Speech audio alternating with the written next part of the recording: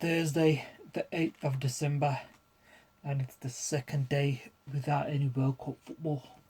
I'm sure everybody's missing the football, and it will be back tomorrow with the quarterfinals. So today we're just going to recap the round of 16 results, look a little bit forward to the quarterfinals, and go over a little bit of football news that's been happening over the last few days. So we started off last Saturday with Holland versus USA, and Holland won that match 3-1. Didn't see too much of it because we were just coming back from training, but from the bits I did see, it just looked like Holland were just had too much know-how for the USA. Holland looked like almost like the big brother, in the sense that they were just too clever and astute and made the moments count.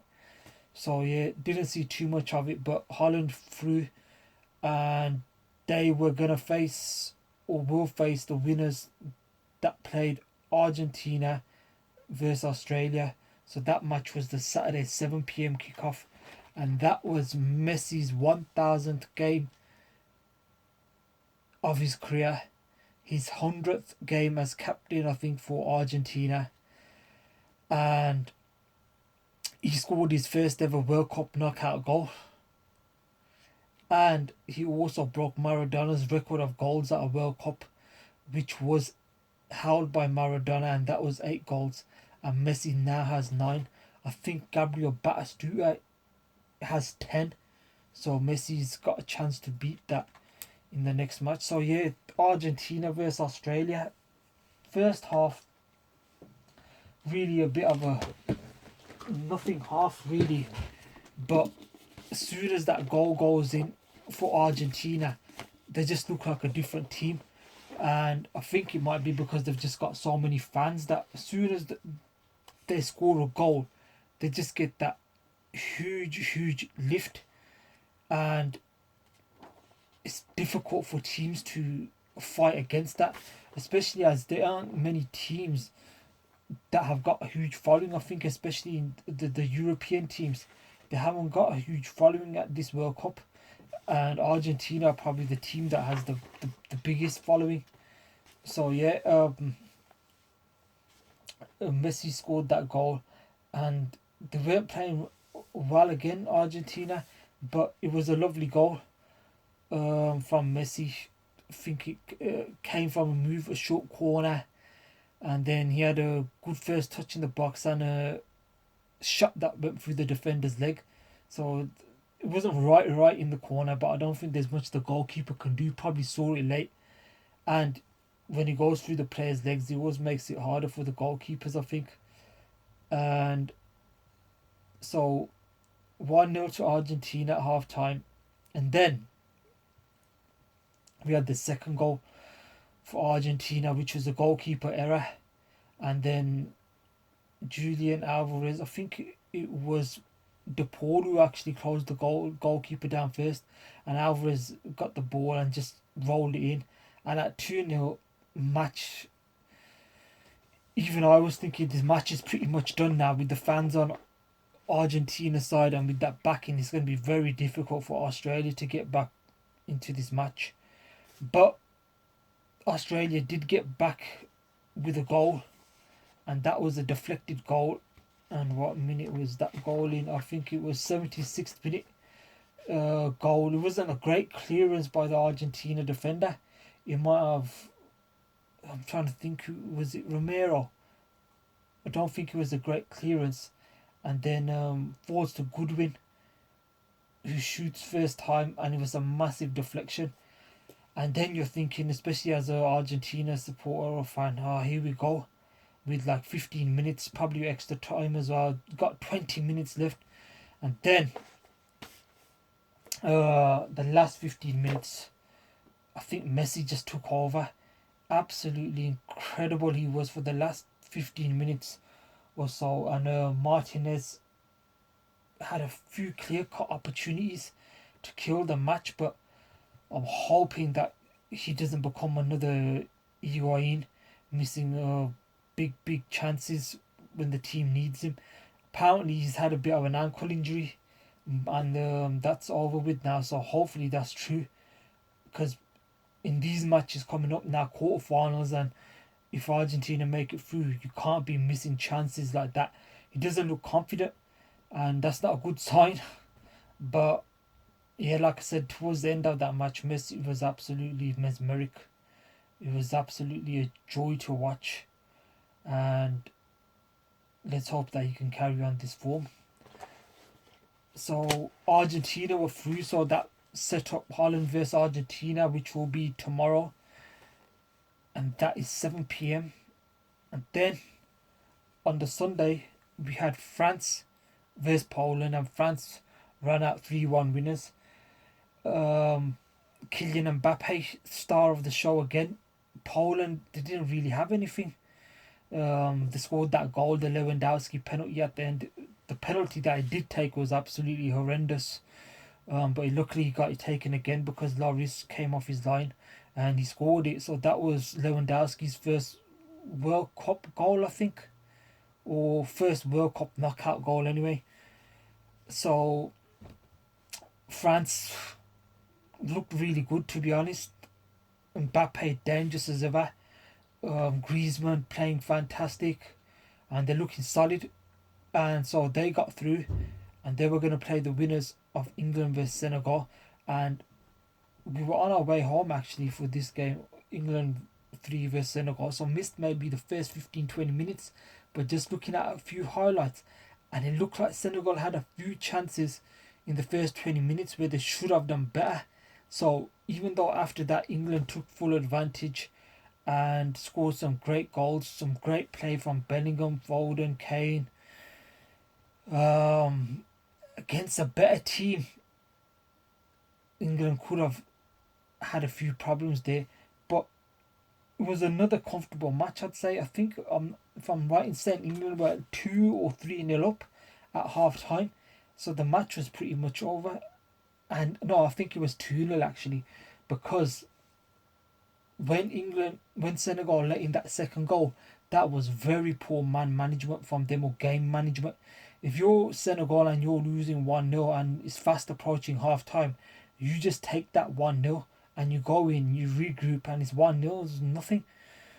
Even against the top team, once it gets to 2-0, now you're under pressure.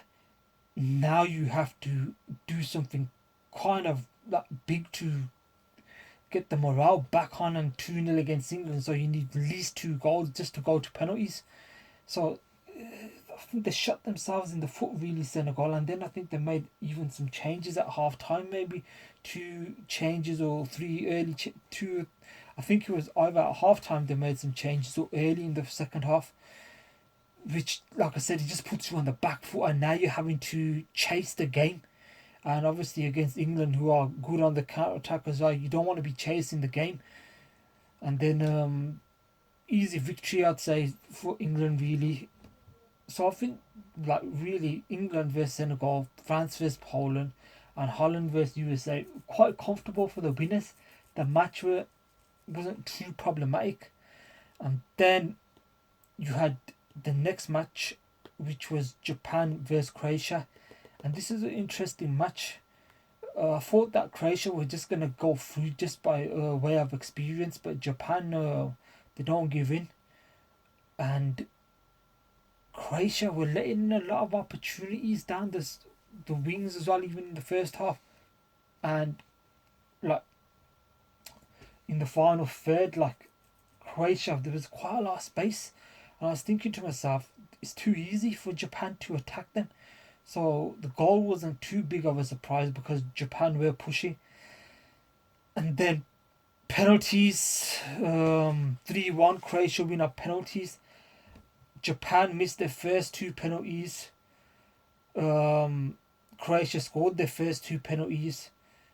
So then third penalties, Japan scored and Croatia missed. Always 2-1 to Croatia. Then Yoshida missed and Pasalic scores for Croatia. Some terrible penalties from Japan, honestly. And I don't know if it was the technique, lack of connection, or just the confidence for the Japanese players, but they just didn't look like they could strike the ball properly. So you can't go through when you take penalties like that. Um, then we had I think this was Monday. Now we're on Monday. Then we had Brazil versus South Korea, and ended up Brazil 4, South Korea 1. Neymar was back, and honestly, this was terrible from South Korea. I'm not sure what they came to play, but the space that they left for Brazil to just attack them was absolutely incredible, and the quality that Brazil have, they are not gonna let you get away with that. So it was brilliant from Brazil. Some of the football that they were playing, great to watch. Early goal from Vinicius, 7th minute, and what can you do? You're 1-0 down after 7 minutes. Then 5 minutes later, Neymar scores the penalty. Looked a bit soft maybe, but there was contact, so they're gonna give the penalty. And then Richarlison scored the goal in the 25th minute. I think excellent goal. Ball was a bit of head tennis. Got the ball to the defender, whose name Marquinhos. I was gonna say his name. I can't get it in my head, but yeah, Marquinhos. So Richarlison plays the ball to Marquinhos, who passes it to Thiago Silva, who does a delightful first time pass. And it's a great touch by Richarlison and a lovely left foot finish. Fantastic goal, and Richarlison looks like he's having a goal of the tournament competition all by himself. So basically at 2-0 the match was over anyway in the first 15 minutes. So ended up 4-1. It was Brazil winning 4-0 at half time. So I think they might have been winning 4-0 at half time, and it was just a great exhibition really. But on the flip side, it was terrible from South Korea. So Brazil kind of had a rest in the second half. South Korea scored, and it was a screamer really that you can't do nothing about. And so in the World Cup, 2014 World Cup, when Brazil got beat by Germany, and then Germany almost had a rest for like 40-50 minutes, and that helped them really. And Brazil now, they've rested players for their last group game, and now they've almost had a stroll in the park for this whole match. They've got Neymar back, he's got a bit of fitness in his legs, and so they should be fresh for their encounter against Croatia, who it's going to be difficult to give Croatia any chance, because Brazil are going to be firing, fit, pushing, and Croatia just went to extra time and penalties, so they're going to be possibly more fatigued. So Brazil versus Croatia, and then we had an upset really with Morocco versus Spain, and this match ended 0-0, and Morocco won 3-0 on penalties. Was it Busquets who missed the last penalty? And it's one of those things again you've seen down the years, especially myself being a Barcelona fan, when teams are parking the bus, so to speak, and then other teams complain that the team's not doing nothing. But Morocco had a game plan, they stuck to it, and Spain, to be fair, even in the last seconds of the match, they just hit the post. Was it Sarabia? So if they'd won that match, there's a different slant on it, but you have to create better chances, I think, that give your players a chance of scoring, especially if you haven't got an out and out goal scorer like them. But they went out, and that was the biggest shock of the. I don't think there was any really shocks. So that was the only one really. So Spain are out, and don't know what much to really say about Spain. We'll talk about them a little later as well. And then Portugal. We had Portugal 6, Switzerland 1. So that was an absolutely brilliant performance from Portugal as well. And the massive news before that match was that Cristiano Ronaldo was dropped. Now, whether he was dropped for his petulance when he got substituted in the last match, or whether he was dropped because Portugal think that they're better without him, maybe both, maybe one of them, maybe the manager gave him an easy decision. maybe wanted to drop him, maybe needed that excuse, but it was a fantastic performance from Portugal and the fluid football. Ramos, the striker, became the first. Just dropped my book. Let me just get back onto my little page now. So yeah, Ramos setting all sorts of records. Excellent performance from him as well.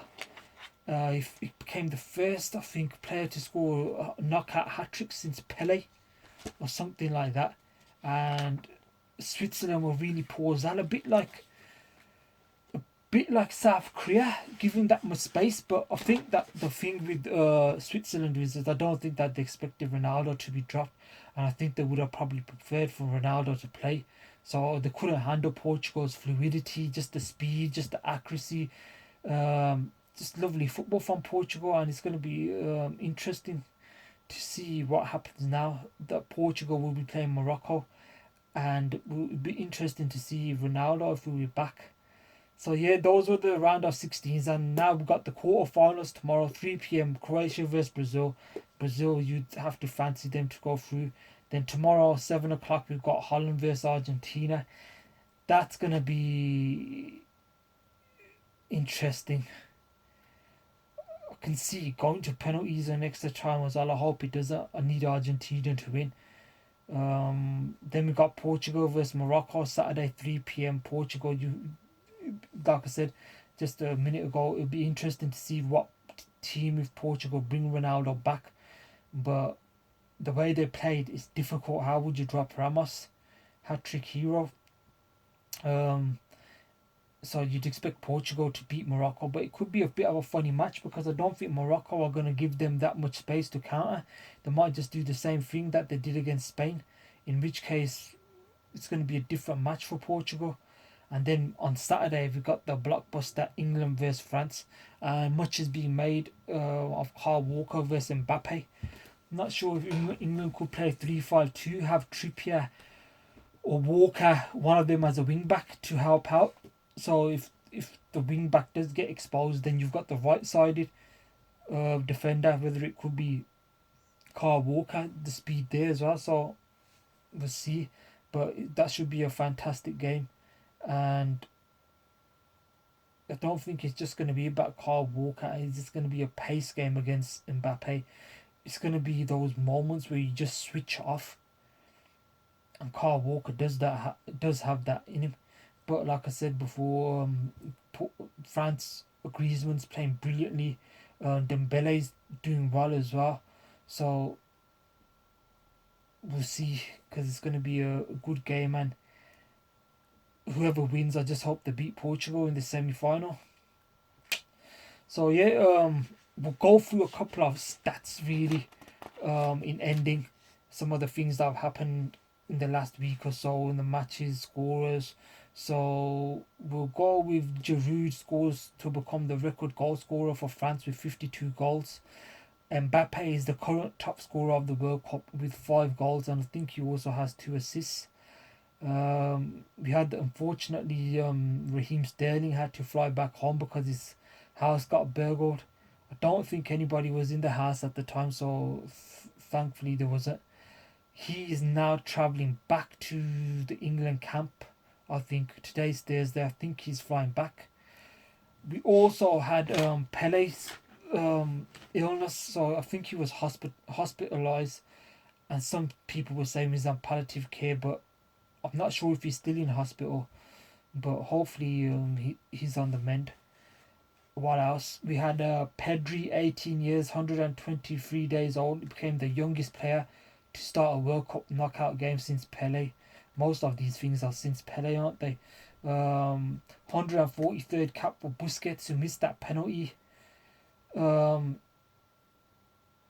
covered Ronaldo dropping Morocco, the 4th African team to make it to quarterfinals of a World Cup. Ramos, we said, was the first player to score a knockout hat-trick since Pele. Portugal, only the 2nd team in the 21st century to score 6+ goals in a World Cup knockout match since Germany 7, Brazil 1. That semi-final we mentioned, that was in 2014. And just today, Luis Enrique steps down as the Spanish manager, and Luis de la Fuente is the new Spanish manager. He's worked in the Spanish younger groups. I think he was the under 21 manager. Um, Also, Eden Hazard retires from international football. That was yesterday, I think. So he's gone. I think he's on Hazard. He's only 31 as well. Things have gone badly since he's moved to Real Madrid. Really, really badly. But it doesn't help. He should have. I think he moved to Real Madrid and he came to the preseason overweight, which start start of the end really that was. And another thing is Endrick, the Brazilian youngster superstar, who I think is only 15 years old at the moment. His move looks to be pretty much done deal to Real Madrid in a couple of years' time. I think this kid is supposed to be incredible, and the amount of money they're spending on him, I think 50 million plus pound, he'd have to be. So yeah, quarterfinals tomorrow, and we will be back. Let's see, 2 games tomorrow, 2 games on Saturday. We'll see. If not tomorrow, and if we don't get time to Saturdays, is usually a busy, very busy day. If we don't do Saturday as well, then look to do something on the Sunday, and maybe go through all both days matches. So yep, thank you for listening. Take care. Goodbye.